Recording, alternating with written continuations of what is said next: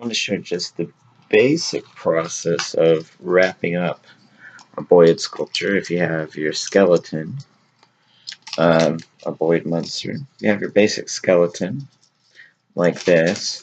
You get strips of paper, you pull out one with not a lot going on. I just took it out of this Entertainment Weekly, the most boring page.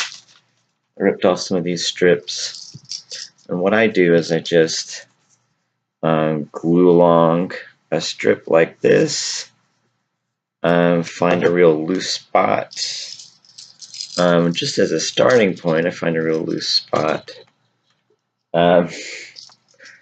Cats can be your assistants. Hold on. There you go.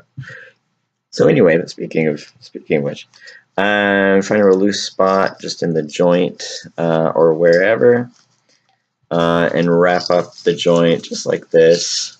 It's going to take a lot of layers to really get it into a tight sculpture, keep it from rattling. But in this first layer, just wrapping it up like this, it's very flexible. Just tighten it up a little bit. It's very flexible because paper clips are very flexible, but also just, one layer of paper is going to be fairly flexible. You see there's just the beginning of an arm, so you can do all the limbs kind of like that. And just start off with the joints, keep the joints from dangling too much. See, this doesn't dangle anymore. That's all there is to it, really, with the start. So here's an interim stage of just basically covering that skeleton of just paper clips with some relatively bland and colorless paper, and then from there you should pick something that's colorful.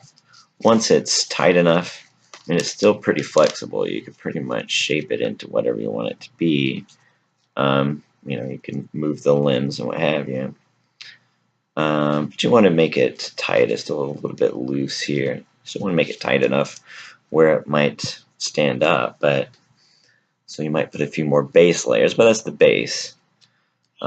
Just random sort of colors, and sometimes colors will kind of pop out of that process. If you see something that looks good, I kind of like the blues on this, the blues and the browns. So I might go for that. I don't know. We'll see what comes out. So that's the next step so far.